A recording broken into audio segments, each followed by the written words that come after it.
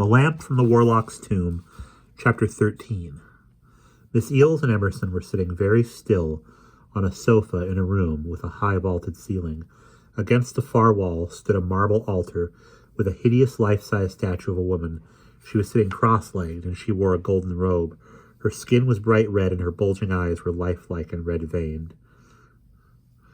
On her coiled yellow hair she wore a crescent moon.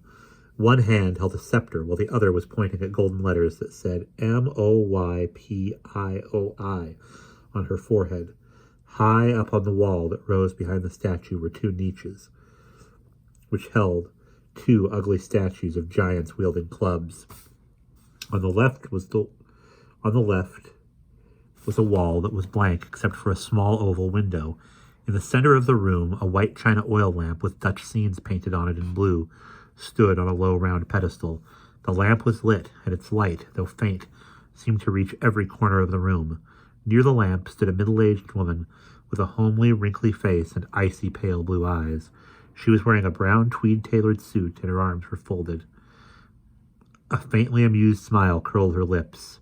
It was Adele Grimshaw, the owner of the antique shop. Yes, it's me, folks," she said quietly, as she gazed at the two rigid figures on the sofa. "Good old, dumpy-dowdy, unimaginative Adele, otherwise known as Mrs. G. Warmish of 38, 3 Rod Road, Stillwater. It's a big surprise, isn't it? You thought I was dead. Well, as they say, things are not always what they seem. No, siree, that horror show in my office was staged for your benefit, so you'd think I was gone forever. I changed my name and moved up here and got ready to play the greatest scene in my life. But you weren't willing to leave me alone, were you, Myra? Oh, no. You and that stupid skinny boy had to come up here and poke around, and now you see what has happened." She glared malevolently at Miss Eels. "I could have killed the two of you when you broke into my house, but I said no, let's just scare them good, and they'll never come back. But I was wrong, wasn't I? You came back, and now you'll just have to take the consequences. In a few minutes, the moon will shine through that little window up there, and I will perform some very ancient rituals, and then I won't be Adele Grimshaw anymore. I'll be Astaroth the Mighty, and I will not have one shred of human conscience left. You know the old saying, don't you? Conscience is a word that cowards use, devised at first to keep the strong in awe. Well, that is certainly true as far as I'm concerned. But when my human weaknesses are gone, I won't care much what happens to you. Or rather, I should say, Astaroth won't care. I wonder how she'll handle you. Fry your brains with a glance? Burn you to death with liquid fire? I really can't imagine, but I'm sure it will be memorable." Silence fell, and Mrs. Grimshaw paced back and forth near the altar where the lamp burned. Her captives were paralyzed. She could see and hear, but they couldn't speak or move. They could see and hear, but they couldn't speak or move a muscle. Miss Eels wanted to scream angry insults at this evil woman, but the screams were trapped in her head. Mrs. Grimshaw glanced at her watch, and she frowned impatiently. "The moon has not risen high enough yet," she muttered. "So we still have time. I'll bet you have no idea how I found out about the powers of the lamp.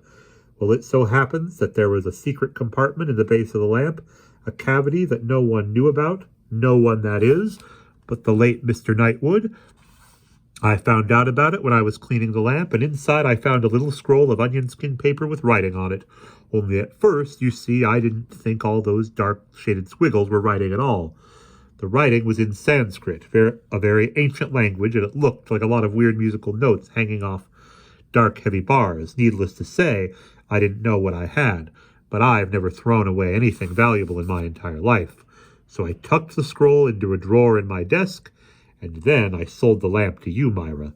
But later I got curious and took the scroll off to a language expert at Malchester College who translated it for me." Mrs. Grimshaw heaved a sigh and smiled vaguely. "After that, of course, I had a problem. I had some information that could save me from the rotten, unhappy life I've been living for years. You don't know what it's like living alone and knowing that nobody cares for you. Now I have a chance to change all that. And there was no problem of the evil spirit that haunted the lamp and killed poor Mr. Yurchak. If I tried to swipe the lamp back, the wretched thing would have come after me, wouldn't it? So I thought for a while, and I finally decided to see what ancient writers had to say about ghosts. I turned up a book called De Mortiis Gerenda by St. Augustine. Probably you've come across it, Myra. You seem fairly well read, in spite of being a flighty flibbity-gibbet.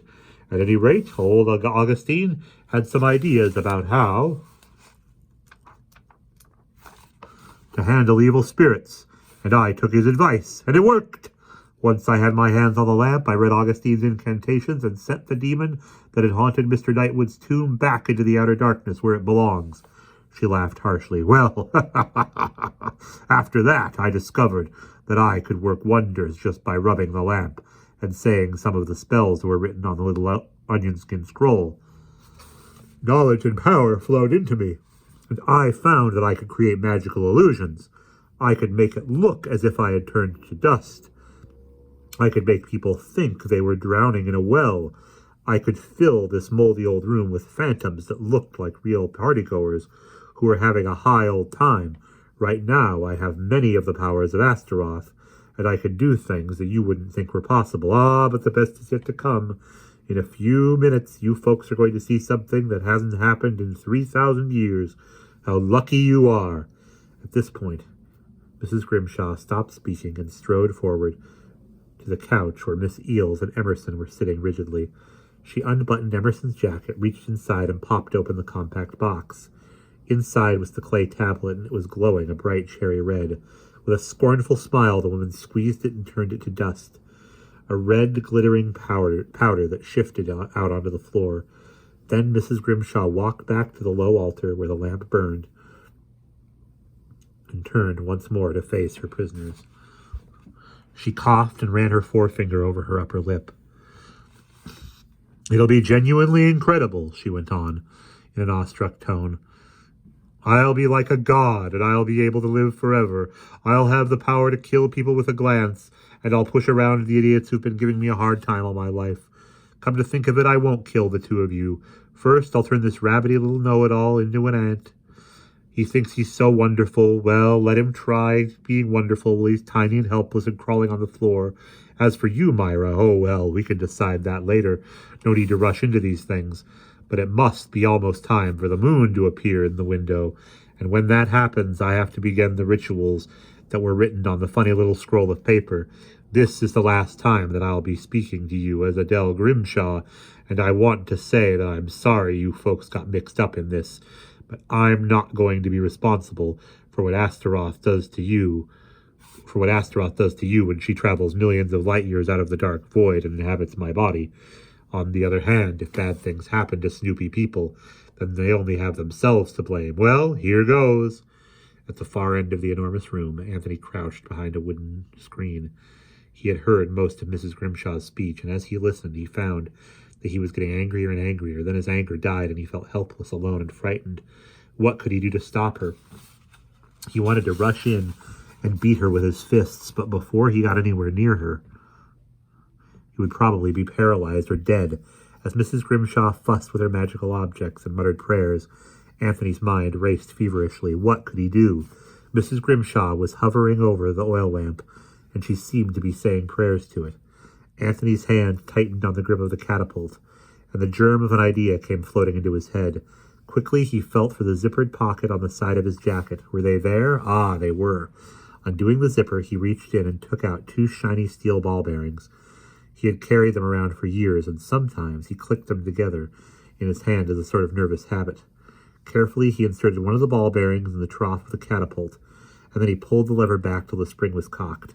The hand that held the catapult was shaking, and Anthony had to steady it by laying his other hand on top of it.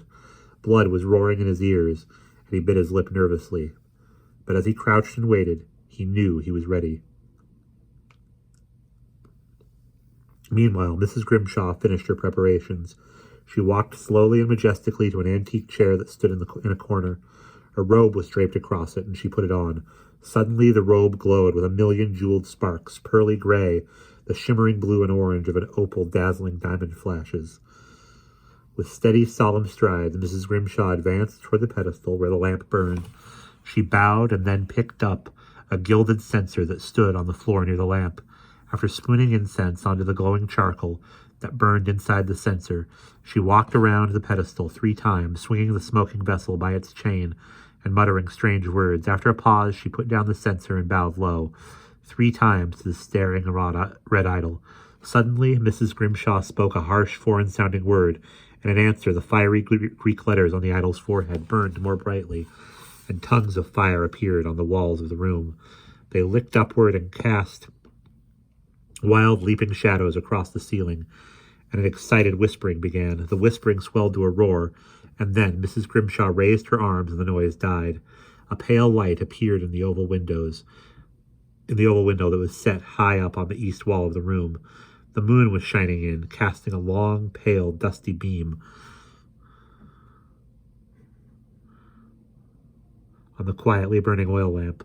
Mrs. Grimshaw raised her arms and cried aloud in a voice that filled the room, "Come, Astaroth, come Ishtar, Astarte, spirit of the moon, whose power of old shook the cities of the plain. Fill me with life that will—" "You rotten old woman!" Anthony yelled, and with that, he raised the catapult, gripped it with both hands, took aim at the lamp, and fired. The ball bearing hit the low stone pedestal with a loud crack and rolled away into some dark corner of the room. Mrs. Grimshaw lowered her arms, and the tongues of fire on the walls died. The excited whispering was hushed. "Is that you, you snot-nosed, gangling lout?" Mrs. Grimshaw asked in a loud, angry voice. "When your helicopter landed, I sensed that there were 3 of you, but I thought that by now you would have run away. I see that I was wrong. Well, you will have to suffer along with the others." Mrs. Grimshaw raised her left hand and began to speak in a strange foreign tongue. But Anthony had reloaded the catapult, and with a violent yell, he stood up and fired. The ball bearing hit the chimney of the lamp and shattered it. An icy draft began to blow into the room through the doorway behind Anthony. It made the flame of the lamp flicker, and strange leaping shadows rushed back and forth across the floor. Suddenly the lamp went out, fell over on its side, rolled off the pedestal and onto the floor. Mrs. Grimshaw's hand fell to her side, and the dazzling moon-jeweled robe became a cloak of shadows. A pool of moonlight still bathed the pedestal, and by this light Anthony saw a short, hunched figure who was moving toward Mrs. Grimshaw. It was the figure of a short man in a tattered black overcoat. Mrs. Grimshaw screamed, and as Anthony watched in horror, her body was wrapped in swirls of bright fire. The screaming went on, then died, and clouds of acrid smoke filled the air. Emerson and Miss Eels found that they could move, and they leaped from their seats. In the darkness, 2 suddenly released prisoners blundered about, while all around them a crashing noise rose to a thundering, drumming roar. "This way!" yelled Anthony. "There's a door over here!" A thin pencil beam of light appeared. Anthony had pulled out his St. Christopher pocket penlight, which he always carried with him, and Emerson and Miss Eels followed him through the archway and down a winding flight of stone stairs. Anthony never figured out how they got out of the burning, collapsing building, but they did. Before he knew it, they were pounding across the ice toward the helicopter. Behind them, loud echoing booms filled the air. A chunk of stone shot through the sky like a meteorite and flashed into darkness on the other side of the lake. Finally, they reached the helicopter, and then all 3 turned to look. The stone house lay in ruins, and within it a lurid cauldron of orange fire pulsed and glowed. A tall, twisted column of black smoke rose into the night. "I have to hand it to you, Anthony," panted Emerson as he clutched at his side. "You really settled that woman's hash when you smashed the lamp's chimney. You wrecked all of her spells." Emerson paused and swallowed twice.